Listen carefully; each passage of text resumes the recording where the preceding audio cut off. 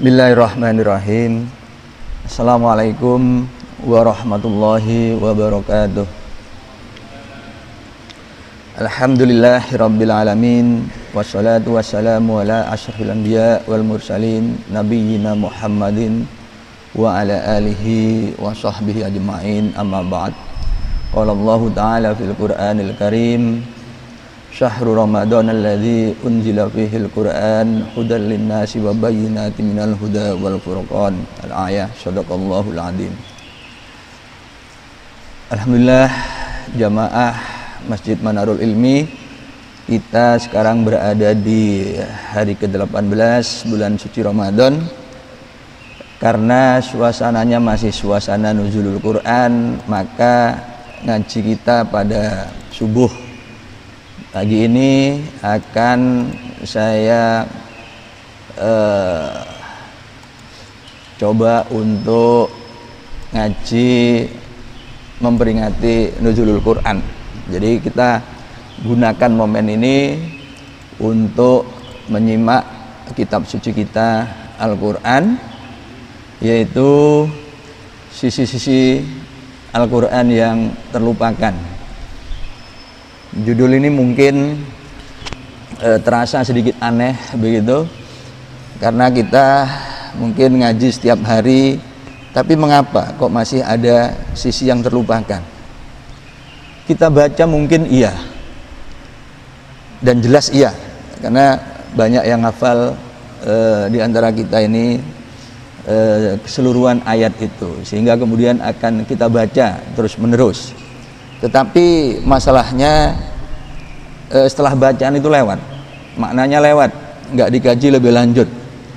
Jadi ya udah dibaca saja, tapi pesannya apa? Nah, ini tidak ada lanjutannya. Hadirin rahimakumullah, ini juga terkait dengan persepsi kita atau pandangan kita tentang agama. Begitu kita disebut agama, begitu kita mendengar kata Al-Quran, maka imajinasi kita tentang istilah-istilah yang saya tampilkan ini, ya, tentang iman, kemudian surga, neraka, jin, malaikat, jihad, akhlak, anak yatim, sholat, ya, kemudian umroh, dan seperti yang saya tuliskan ini, itulah agama, gitu ya. Padahal kita ini berada di ITS, Institut Teknologi, ya, lembaga pendidikan yang membidangi ilmu pengetahuan, kealaman, dan teknologi. Tapi begitu kita berbicara saintek, maka kemudian kitab suci kita tinggalkan, kita taruh di belakang kita, seolah-olah kitab suci nggak ada hubungannya dengan ilmu pengetahuan dan teknologi. Nah, ini yang saya maksud sisi Al-Quran yang terlupakan, begitu. Padahal kalau kita merujuk surah Al-Maidah ayat 3, A'udzubillahi minasyaitonirrajim, al-yauma akmaltu lakum dinakum wa atmamtu alaikum nikmati wa raditu lakumul Islam madina. Jadi ayat yang diturunkan pada saat Haji Wada ini sudah menginformasikan dengan sangat clear bahwa pada hari itu Allah telah menyempurnakan agama kita dan juga melengkapi nikmat-nikmat yang diberikan kepada kita, dan Allah pun juga ridho bahwa Islam adalah agama kita. Nah, saya akan mencoba menjelaskan bahwa kelengkapan Islam itu harus terwakili dalam trilogi hubungan Tuhan, alam, dan manusia. Allah, alam, dan manusia. Kelengkapan ini tentunya juga harus tercermin dalam trilogi ini. Tetapi sayangnya umat Islam itu hanya fokus pada kajian-kajian, pada pendalaman perihal Tuhan dan derivatifnya tentang agama. Umat Islam abai terhadap persoalan-persoalan alam, dan yang fokus pada persoalan saat ini itu adalah orang-orang barat dan pengikutnya tentunya. Sehingga kemudian mereka sedemikian powerfulnya, mereka menguasai ilmu pengetahuan dan teknologi. Bahkan kemudian lebih dari itu, ya, mereka juga diam-diam menguasai kita. Mengapa demikian? Karena sumber daya alam kita yang melimpah tidak bisa kita kelola sendiri, dan terpaksa kita meminta bantuan mereka. Dan begitu kita mendatangkan mereka untuk membantu kita, mereka tidak sekedar membantu mengeksplorasi alam, tetapi kemudian juga ikut mengotak-atik sistem kehidupan bermasyarakat kita. Nah ini, padahal terkait dengan trilogi ini tadi, Allah di dalam Al-Quran itu juga banyak sekali berbicara tentang alam. Dalam catatan saya sedikitnya ada 800 ayat dengan redaksional alam, dan itu 5 kali lebih banyak daripada ayat fikih yang jumlahnya hanya 160. Tapi kita hanya fokus pada pembahasan persoalan-persoalan hukum, persoalan-persoalan fikih. Maka ke depan yang harus kita lakukan adalah intensifikasi ngaji bagaimana Al-Quran berbicara tentang alam, dan bagaimana kita mempelajari alam itu sendiri. Ini yang harus kita lakukan ke depan, supaya kita tidak terus-menerus menjadi penonton di dalam panggung kehidupan terhadap pengembangan ilmu pengetahuan dan teknologi. Karena kita tahu semua motor yang kita kendarai, semua mobil yang kita miliki, itu bukanlah produk kita, bukan produk negara-negara mayoritas muslim, mereknya pun bukan berbahasa Arab, bukan berbahasa Jawa. Nah ini, jadi padahal Islam adalah rahmatan, agama rahmatan lil alamin, dan mindset rahmatan lil alamin itu haruslah produsen, harus memberi, bukan konsumen, bukan user. Tetapi posisi kita sampai hari ini lebih banyak sebagai penonton, sebagai konsumen, sebagai user, sebagai pengguna. Nah, maka kita harus melakukan perubahan mindset ini, bahwa kita adalah bagian dari rahmatan lil alamin. Untuk itu saya ingatkan bahwa di dalam kitab suci kita ada 800 ayat tentang alam, dan itu 5 kali lebih banyak daripada ayat fikih. Tetapi selama ini kita hanya fokus pada pembahasan perkara fikih. Contoh-contoh, nah ini ya, yang paling kanan ini perihal benda-benda langit, sejak langit, bulan sabit, planet, kaukabun, kemudian bintang. Sebelah kirinya Al-An'am, Baqarah, ya, binatang ternak, sapi betina, himar, alfil, gajah. Kemudian sebelahnya lagi perkara logam, sebelahnya lagi perkara waktu, siang, malam, fajar, dan sebelahnya lagi adalah tanam-tanaman, sebelahnya lagi adalah bumi, gunung, sungai, air, gelombang, dan juga kapal al-fulk. Ada 800 ayat dengan redaksional seperti ini yang menuntun kita pada pemahaman tentang alam dan aplikasinya. Nah ini, Al-Quran pun berbicara tentang prinsip-prinsip kealaman yang memungkinkan manusia mengkonstruksi ilmu pengetahuan, dan juga berbicara tentang alamnya itu sendiri dengan cara eksplisit, implisit, juga simbolik. Contoh, misalkan sunnatullahi allati qad khalat min qabl wa lan tajida li sunnatillahi tabdila. Sunnatullah berlaku sejak zaman lampau, dan kalian tidak akan melihat perubahan dalam sunnatullah ini. Kemudian dikatakan di ayat yang lain, wa ma khalaqnas sama wal arda wa ma bainahuma la'ibin, dan tidaklah kami ciptakan langit, bumi, dan yang di antara keduanya dengan main-main. Tetapi penciptaan keduanya dengan hak. Dari dulu sejak saat ini, bahwa air turun dari pegunungan mencari jalan, kemudian bermuara ke laut, tidak pernah terjadi sebaliknya. Air mengalir dari laut kemudian menuju daerah pegunungan. Nah itu. Demikian juga pada penciptaan manusia, Manusia pun juga mempunyai pola-pola yang bisa dipelajari, sehingga kemudian bisa dikembangkan ilmu tentang manusia. Nah ini, bahkan ada yang secara lebih spesifik lagi, bukan sekedar bisa diketahui, bahkan bisa dihitung dengan sangat akurat, dan kemudian kita bisa membuat prediksi-prediksi ke depan.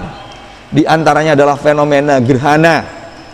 Ini kita bisa mengetahui kapan gerhana itu akan terjadi, ya, sampai 200 tahun ke depan dengan kalkulasi yang sangat akurat, sehingga kemudian pada saatnya kita datang ke suatu tempat untuk melakukan observasi. Nah ini, kemudian karena kita hidup di daratan, Allah merasa perlu memberitahu kepada kita bahwa di tengah laut di sana ada laut yang dibatasi oleh semacam dinding, sehingga kemudian dua bagian laut itu tidak bisa bertemu.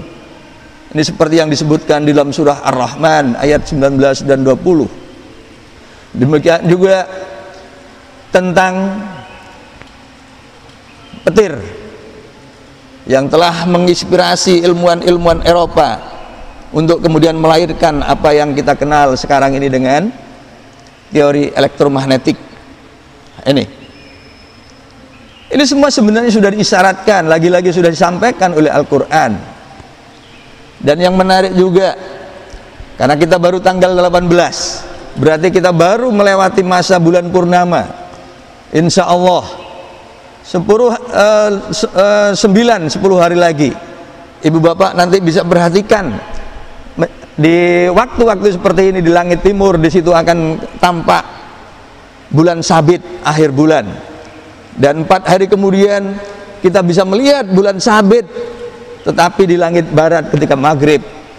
Nah, bulan sabit ada 2, dan ayatnya pun di dalam Al-Quran juga ada 2. Yang pertama, yas'alunaka anil ahillah, ya, disebutkan dengan istilah ahillah.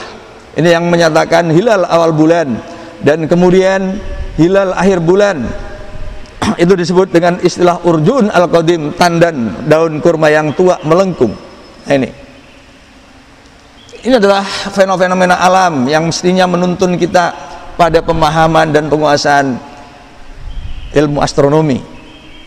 Kemudian Al-Quran juga menyatakan secara eksplisit tentang suatu yang ada di dalam perut lebah, yahruju min butuniha syarabun muhtalifun alwanuhu fihi shifa'ul linnas. Keluar dari perut lebah minuman yang beraneka warna, yang kandungannya bisa berfungsi untuk obat. Dan rasanya kita tidak ada yang berdebat bahwa yang keluar dari perut lebah itu adalah madu. Tetapi tentu kemudian pertanyaannya adalah, kalau di Surabaya ini masih ada semacam taman atau hutan, ada berapa banyak jenis lebah di hutan-hutan Surabaya ini, dan bagaimana kandungan madu dari setiap lebah itu? Ini disampaikan secara eksplisit, sangat clear.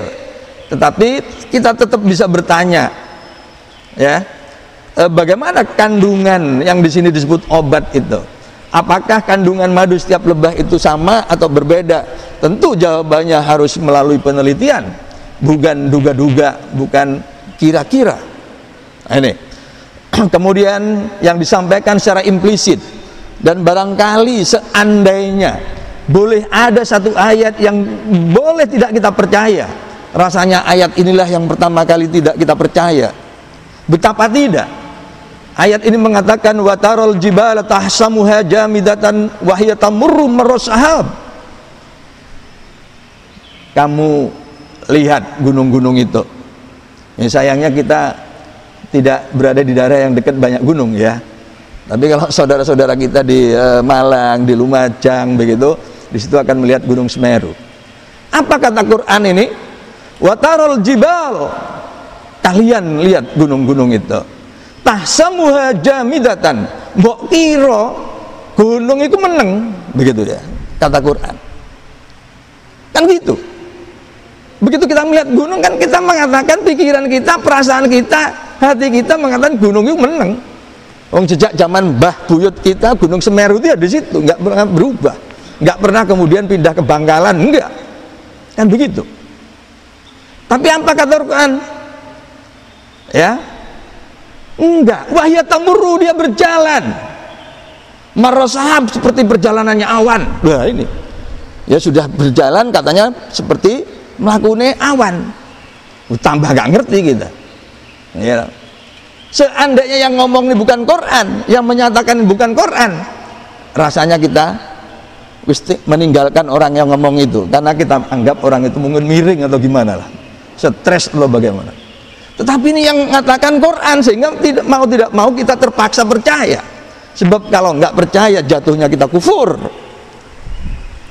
Ya udah, akhirnya kita percaya. Oh, jarine Quran. Surat An-Naml 88, gunung itu gak meneng tapi melaku. Bahkan kemudian ditegaskan watasirul jibalu sayran, gunung itu melaku sak melaku nih. Nah ini gimana menjelaskan? Maka cara menjelaskan yang paling mudah adalah kalau kita membayangkan kita sedang naik pesawat. Ayat ini ibarat pengumuman dari pilot bahwa pesawat sedang berada pada ketinggian 33.000 di atas permukaan air laut dan bergerak dengan kecepatan 1000 km per jam. Kan begitu. Kalau kita menaik pesawat kan pilot ngomong begitu. Percaya nggak kalau pesawat itu ngomong bergerak dengan kecepatan katakanlah 1000 km per jam? Begitu kita lihat ke jendela keluar pesawat, lah kok pesawatnya menang? Kan begitu kan? Ya, begitu kita ngelihat keluar jendela pesawat kan kita merasa bahwa pesawatnya diam, nggak ada tanda-tanda bergerak. Ini sing ngawur sobe, pilotnya apa pandangan kita, kan gitu. Kalau kita katakan pilotnya ngawur, kok kenapa nggak lama kemudian kita mendarat di Halim Perdana Kusuma atau di Cengkareng? Padahal kita baru masuk pesawat di Juanda, gitu kan? Berarti memang bergerak. Tapi kenapa kok kemudian kita tidak bisa melihat pergerakan itu? Padahal 1000 km per jam itu 10 kali lebih cepat daripada motor dengan kecepatan 100 km per jam.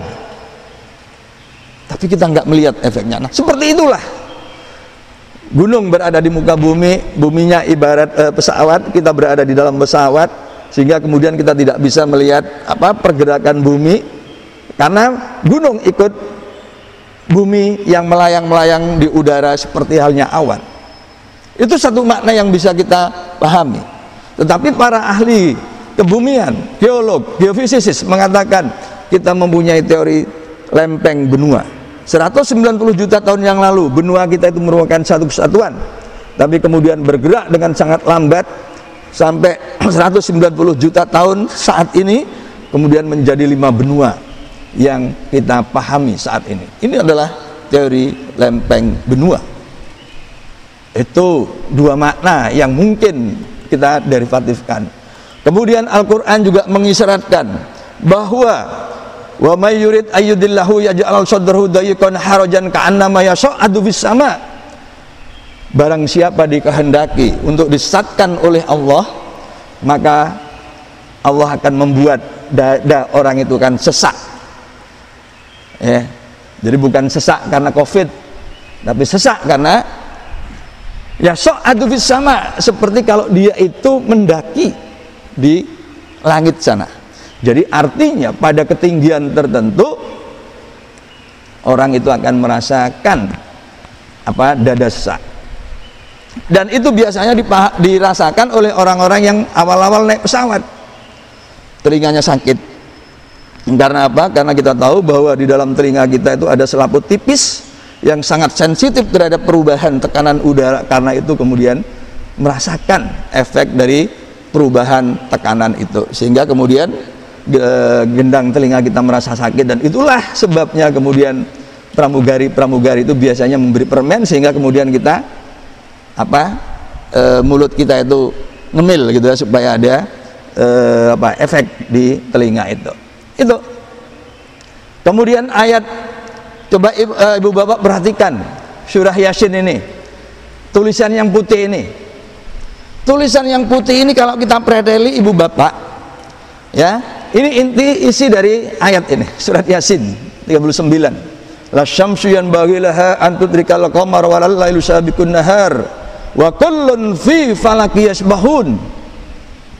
kullun fi falakin, semua ada di orbitnya. Ibu bapak coba perhatikan huruf-huruf ini, kullun fi falakin, huruf depan dan belakangnya apa pak bu? Kaf. Setelah kaf dan sebelum kaf apa? Lam. Setelah lam dan sebelum lam apa? Fa. Yang diapit oleh fa adalah iya. Jadi simetri huruf-huruf ini. Jadi orbit benda langit itu simetri mestinya begitu. Nah mestinya astronom muslim dapat gagasan dari sini bahwa lintasan objek di ruang angkasa sana itu simetri. Karena kita tahu bahwa astronom di muka bumi ini ketika membuat teori itu tidak ada dari mereka yang kemudian pergi ke ruang angkasa. Sepenuhnya mereka berimajinasi. Nah berbicara tentang imajinasi mestinya kita jauh lebih unggul. Mengapa? Karena kita juga dipandu oleh kitab suci kita. Ini. Kalau kita kurang puas, mari kita buka ayat yang lain. Rabbaka fakabbir, setelah watofnya kita kesampingkan, jadilah Rabbaka fakabbir, Tuhanmu agungkan, Tuhanmu besarkan. Nah ternyata ini kalau kita preteli Rabbaka fakabbir, tatanan hurufnya juga simetri. Maka ahli ilmu jiwa, psikolog muslim bisa membuat teori bahwa kalau manusia ingin hidupnya simetri, harmoni, maka manusia itu harus mengingat sang pencipta, Rabbaka fakabbir. Bisa kita tarik seperti itu. Karena apa? Karena semua terjadi di dalam alam semesta maupun di dalam kitab suci. Wa ma khalaqnas sama wal arda wa ma bainahuma la'ibin. Wa ma khalaqnas sama wal arda wa ma bainahuma batila. Wa ma khalaqnas samawati wal arda wa ma bainahuma illa bil haq. Itu. Semua itu ada tujuannya. Apa tujuannya? Semua teratur, semua dirancang. Nah, inilah yang kemudian harus kita rumuskan ke depan. Kemudian ini menjadi fondasi dari meteorologi. Hadirin rahimakumullah. Tentang air yang diturunkan dari langit, ternyata Al-Quran menggunakan 5 redaksi yang berbeda. Ini menariknya Al-Quran. Yang pertama digunakan kata anzala. Jadi nazala dengan wazan af'ala, turun menjadi menurunkan, dengan fa'il pelaku huwa tunggal laki-laki, kemudian dengan wazan nazala yang serupa tapi dengan kadar menurunkan yang berbeda, ya. Tapi juga dengan anzalna dengan fa'il nahnu, kemudian nazzalna, dan semua fiilnya ini adalah fiil madi, kata kerja lampau. Berarti diturunkannya air itu terjadi di masa lalu. Maka ilmuwan muslim, meteorolog muslim itu harus melakukan penelitian dari mana asal usul air di bumi ini. Karena di sini disebutkan dengan 4 redaksi yang berbeda itu terjadi di masa silam. Sedangkan air hujan yang sedang turun dan akan turun itu digunakan dengan redaksi yang kelima dengan fi'il mudhari, wa yunazzilu alaikum minas sama'i ma'an. Nah, ini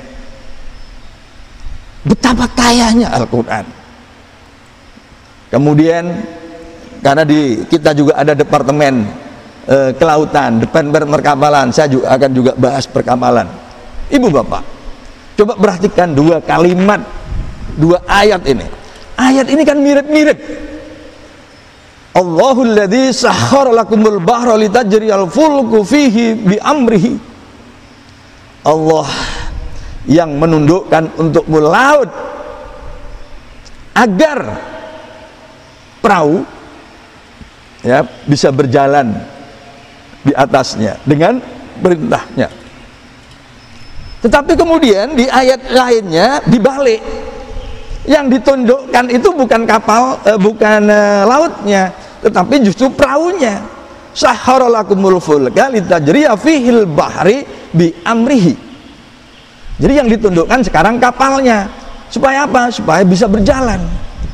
Loh, kok Al-Quran senangannya bolak-balik? Bukan sekedar bolak-balik. Lagi-lagi kita harus berangkat dari prinsip wa ma khalaqnas sama wal arda wa ma bainahuma illa bil haq. Ada tujuan. Ibu bapak, jadi kalau kita pelajari ini menjadi maf'ul ya, bahro yang pertama itu yang ditundukkan ya. Kemudian al-fulknya itu adalah pelaku di kalimat berikutnya supaya kapalnya itu bisa berjalan. Kenapa kok lautnya yang ditundukkan? Nah, ini ya menurut kajian lebih lanjut itu bercerita tentang diciptakannya dibuatnya perahu yang terbuat dari kayu. Karena sifat dasar kayu itu adalah terapung di air. Terapung. Jadi kalau kita lempar kayu gelondongan itu terapung. Ya. Tapi supaya dia bisa berjalan, maka airnya pertama ditundukkan supaya tidak bergolak, kemudian diperintahkan melalui angin dan seterusnya sehingga perahu itu bisa berjalan. Maka airnya, lautnya yang ditundukkan. Tetapi ayat yang kedua tadi, wasahharalakumul fulkah, yang ditundukkan itu perahu kapalnya. Nah, ini bisa menuntun kita pada pemahaman kapal-kapal besar, ya, yang tidak terbuat dari kayu, tetapi terbuat dari logam. Dan sifat dasar logam itu adalah kalau kita lempar ke air dia pasti tenggelam, pasti itu. Karena massa jenisnya itu jauh lebih besar dari massa jenis air. Nah, persoalannya sekarang adalah bagaimana supaya logam itu begitu ditaruh di air tidak tenggelam dan selanjutnya bisa berjalan. Nah, maka logam pun kemudian dibuat lempeng, disusun sedemikian rupa, begitu ya. Maka nah, disusun sedemikian rupa sehingga kemudian ada bagian ya membentuk bejana, ada bagian yang tidak bisa kemasukan air sehingga memungkinkan untuk logam itu terapung, ya, tinggal kemudian ngasih baling-baling sehingga bisa jalan. Nah, ini ya. Jadi bercerita tentang sesuatu yang berbeda, yang satu terbuat dari kayu, satunya terbuat dari logam, ya. Nah, terkait dengan logam, maka saya akan bercerita ibu bapak salah satu contoh terjemahan di dalam Al-Quran yang harus kita cermati, ya.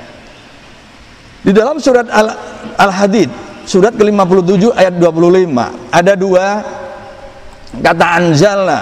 Kata anzalna yang pertama sudah benar, kami turunkan. Tapi kata yang kedua, ini wa anzalna hadida, ini kami ciptakan. Padahal ciptakan itu kalau dalam bahasa Arab adalah kholaqa, ja'ala, fatoro, sona'a, begitu kan.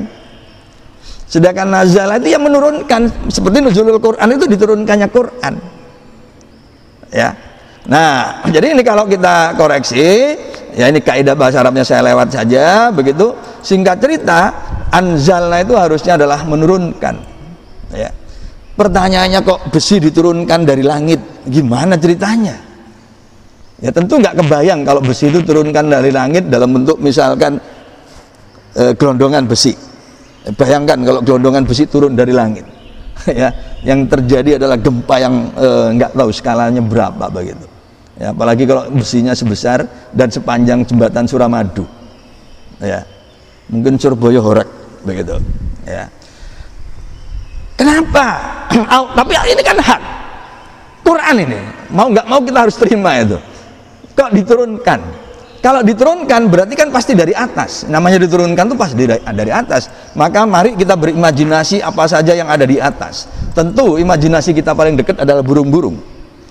Kita anggap bahwa kotoran burung, telek manuk itu mengandung zat besi. Kalau itu terjadi, mari kita berternak burung emprit. Untuk apa? Untuk membangun industri emprit steel. Gantinya Krakatau Steel. Kalau bahan baja itu terbuat teko telek manuk, begitu loh ya. Begitu mikirnya kan harus begitu. Ya karena ini kitab suci kita, harus kita telaah, begitu ya. Nah, ini sayangnya ternyata telek manuk itu gak mengandung zat-zat besi, begitu ya. Sayangnya itu, sehingga ya udahlah lupakan beternak burung, begitu ya. Nah, mungkin berasal dari meteor, iya. Zaman-zaman dalam narasi klasik Yunani ada Thor ya, kemudian Hercules pakai kapak, itu kan mengambil bahan-bahan dari meteor-meteor ini sehingga kemudian kapaknya nggak bisa diangkat kecuali oleh Hercules, macam-macam gitu kan ceritanya ya dalam mitologi mereka itu. Tapi cerita substansinya ini kan sebenarnya adalah logam-logam dari ruang angkasa sana, begitu. Nah, kemudian kita bisa naik lagi. Dari apa lagi? Dan singkat cerita bahwa terjadinya bintang-bintang itu, ya, proses terjadinya bintang, ibu bapak, begini. Jadi mula-mula dari proton, dari proses termonuklir barusan ini, ya, proton ketemu neutron, terbentuk deuterium dan seterusnya. Nah, kemudian terbentuklah hidrogen, helium, karbon, neon, dan ketika temperatur gugusan gas itu, ya, yang acak sambil berputar, nah intinya mencapai 1 juta derajat Celcius, maka kemudian mulailah tercipta atom besi.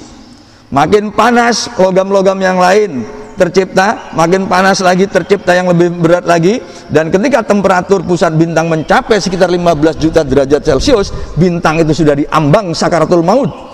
Dan ketika bintang itu meledak, maka semua kandungan bintang terpancar, dan bintang yang mati tadi oleh Al-Quran digunakan dengan istilah faidan nujumu tumisat, ketika bintang-bintang itu dihapus. Dan dalam bahasa ilmu pengetahuan itu adalah supernova. Dan ketika bintang meledak, maka seluruh kandungan bintang dipancarkan ke ruang angkasa. Di antaranya adalah atom-atom logam seperti besi, emas, tembaga, dan lain. Maka wajar kalau Al-Quran mengatakan wa anzalna hadid, dan telah kami turunkan atom-atom besi itu, ya, karena memang berasalnya dari bintang-bintang yang mati itu, begitu, ya, itu. Nah, tapi di sisi yang lain, karena ayat tadi terjadi pada ayat 25, ini dari sisi mukjizat yang tidak bisa dinalar, ibu bapak, ya, yaitu adanya lafal lafal Allah di dalam surat Al-Hadid ayat pertama sampai ayat 25. Mohon dibantu saya menghitung, ya, saya lingkari ini. Nah, ini 1, 2, begitu, ya. Tolong ibu bapak dihitung. 3, 4, 5, gitu, ya. 6, 7. Tolong dihitung. Berapa ini tadi? Berapa tadi? Kecepatan. Udah, sekarang dihitung ulang. Tadi 5, ini berapa nih? Apa nih? 9, ya. Jadi 14, ya. 14, 15, 17.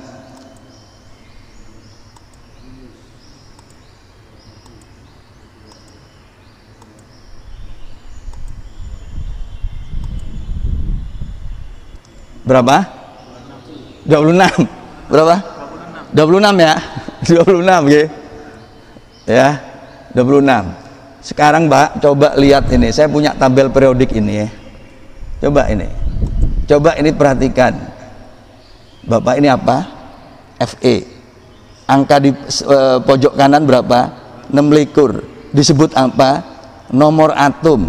Menyatakan apa? Jumlah elektron, jumlah proton atom besi.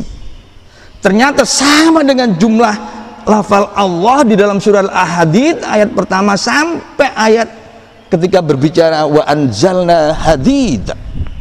Apakah ini suatu kebetulan? Naif kalau kita mengatakan ini suatu kebetulan. Bodoh kalau mengatakan itu kebetulan. Jahil betul. Wa ma khalaqnas sama wal arda wa ma bainahuma illa bil haq.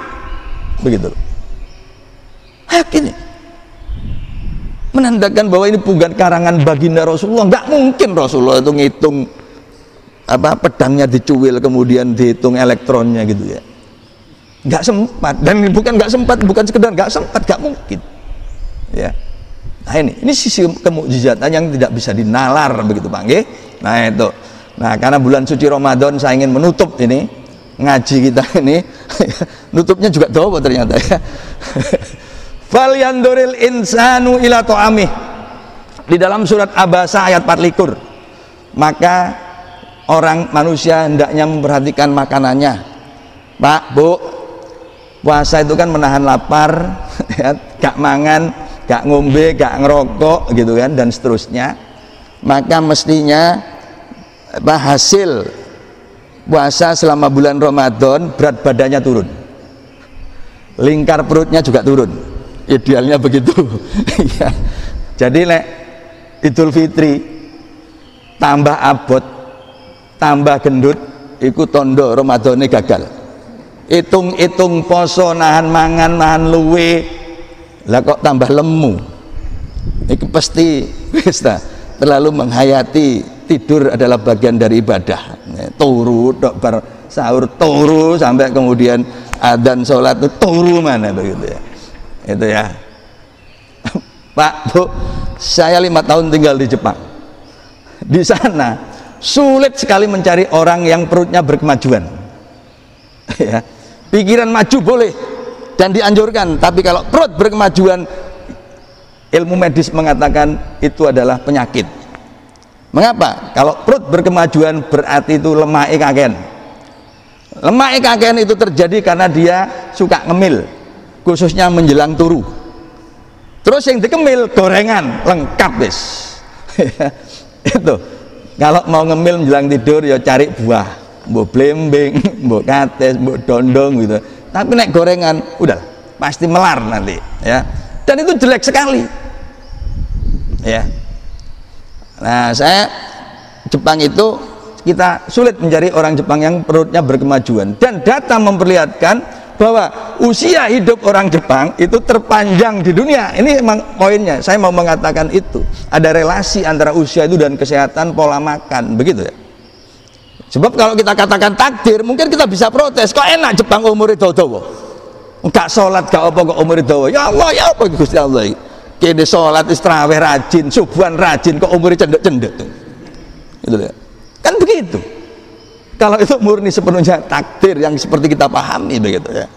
Nah ini ya, falyanduril insanu ila ta'amih, tolong perhatikan lingkar perut dan berat badan ya.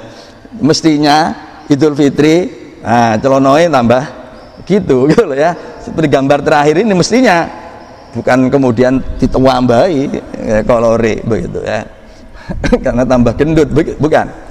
Nah, kemudian yang kedua terkait dengan makanan, ya Ibu Bapak, yang menarik adalah di dalam surat Ar-Rahman, kenapa ini? Di dalam surah Al-Insan ayat 17 disebutkan, sebentar ini, apa ini ya? Wa yusqanu fiha ka'san kana mizajuha zanjabila. Kelak mereka di surga akan diberi minuman segelas wedang campur jahe. Ya, mbok iku kopi jahe, susu jahe, STMJ. Jadi minuman para penghuni surga, Ibu Bapak tak kandani STMJ. Loh, dasarnya apa? Dasarnya surat Al-Insan ayat 17. Ini enggak ngarang ini ya. Gitu loh. Jadi kalau jenengan suka ngopi, tolong dipertimbangkan ulang. Karena dalilnya ini. Jadi kalau pengen sesuai dengan dalil, tambahi jahe sehingga kemudian jadi kopi jahe. Kenapa ini? Benar? Oh, mana share screen-nya tadi ya? Oh iya, diulang berarti ya share screen-nya. Udah? Oh iya. Ya. Ya. Nah ini yang menarik Ibu Bapak, jahe ini ya, kenapa pertanyaannya kok jahe? Apa kok gak es degan? Apa kok gak jus sirsat atau jus apokat? Nah, jus sirsat kan enak sekalian jadi obat kanker gitu kan. Tapi nyatanya jahe yang dipilih karo Gusti Allah. Terus jok protes. Yang harus kita lakukan selanjutnya adalah meneliti apa kelebihan jahe. Bar jahe apa? Keluarga jahe. Keluarga jahe kan ada dalam apa itu? Empon-empon itu. Yang menariknya adalah Ibu Bapak, jahe itu bukan tanaman khas Timur Tengah. Coba kita lihat 10 negara penghasil jahe terbesar itu nggak ada Timur Tengah, itu Asia Selatan dan Asia Timur, termasuk Indonesia. Ada satu negara di Afrika, itu Nigeria. Jadi ini satu sekaligus memperlihatkan bahwa Al-Quran itu nggak Arab oriented seperti yang dituduhkan oleh sebagian kalangan. Kalau Arab oriented nggak disebut jahe ini, nggak masuk klasifikasi itu, gitu loh ya. Tapi jahe keistimewaannya diutamakan dan disebutkan gitu ya. Jadi mari kita kemudian membiasakan mengkonsumsi wedang jahe ya. Profesor Nidom dari UNER itu kan awal-awal pandemi justru mengangkat jahe sebagai bahan untuk meningkatkan imunitas kita. Dan terakhir di dalam surah An-Naml, ibu bapak ya, coba perhatikan, hatta idza atau ala wadin namli qalat namlatun ya ayuhan namlut hulu masakinakum la yahtimannakum Sulaiman wa junuduhu wa hum la yash'urun. Ada 4 kata semut, tapi kata semut yang ketiga itu dibedakan, namlun, namlatun, namlun.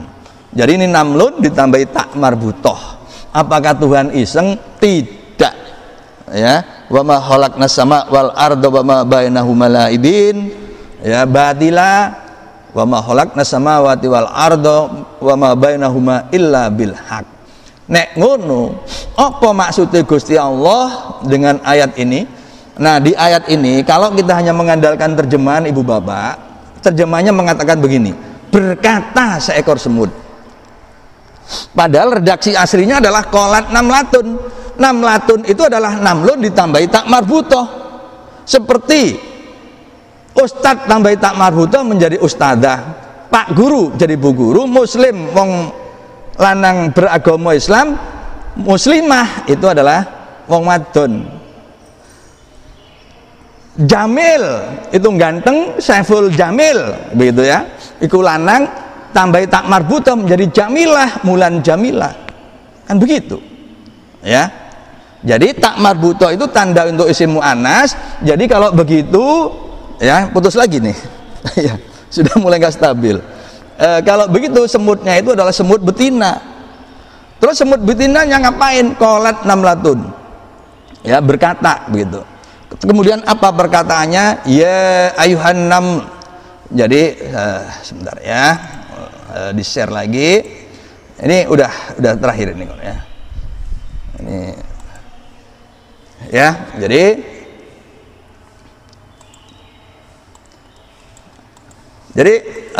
ini semut betina ya. Iya, itu adalah harfun nida, kata seru, berarti semutnya sedang berteriak. Kemudian teriakannya adalah udhulu. Ini adalah fi'il amr. Jadi semutnya itu sedang memberi komando, mlebu sira kabeh ya, sedang memberi instruksi. Berarti kalau begitu semutnya itu adalah pemimpin, karena dia sedang memberi instruksi. Karena pemimpin maka mestinya terjemahan yang paling elok itu adalah ratu, begitu loh ya. Ini kalau kita memahami bahasa Arabnya gitu ya. Dan kemudian karena ratu tidak muncul dengan istilah eksplisit Malikatun Naml, maka ini kita jadikan hipotesa untuk meneliti apakah benar komunitas semut itu dipimpin oleh seekor ratu. Penelitian, karena nyatanya semut itu kecil, badannya kecil, bajunya kecil, sidinya kecil, apalagi sidinya, isi sidinya diolah-olah garo iki lanang apa wedok. Jadi perlu dikembangkan metodologi untuk mengetahui pertama jenis kelamin semut itu dulu, gitu loh ya. Yang kedua, apa kok semut? Apa padahal di lembah semut itu kan banyak hewan yang lain. Misalkan saja orang-orang, tengu, kecoa, undur-undur, kunang-kunang. Tapi apa Gusti Allah gak memilih nama surat ini menjadi surat Al-Orang-Orongu atau surat Al-Corou, tapi yang dipilih adalah surat An-Naml. Berarti semut sudah dipilih oleh Allah. Itu artinya semut mempunyai keistimewaan. Apa keistimewaan? Jawabannya harus riset. Jadi teman-teman di biologi harus riset tentang semut. Ini adalah perintah dari Al-Quran. Gitu ya. Nah, jadi begitu supaya Quran itu nyambung dengan tradisi riset kita. Nah, akhirnya ibu bapak ya, di dalam Al-Quran itu tidak sekedar basis nilai ya, tetapi ada 800 ayat alam yang bisa menuntun kita pada penguasaan sains dan teknologi ya. Jadi sebagai sumber inspirasi, dan rahmat orang Islam itu adalah rahmatan lil alamin, itu sebagai produsen, memberi ya, bukan sekedar user, bukan sebagai konsumen. Dan singkat cerita, kalau kita nggak punya sen, maka kita nggak punya masa depan. Fastabiqul khairat.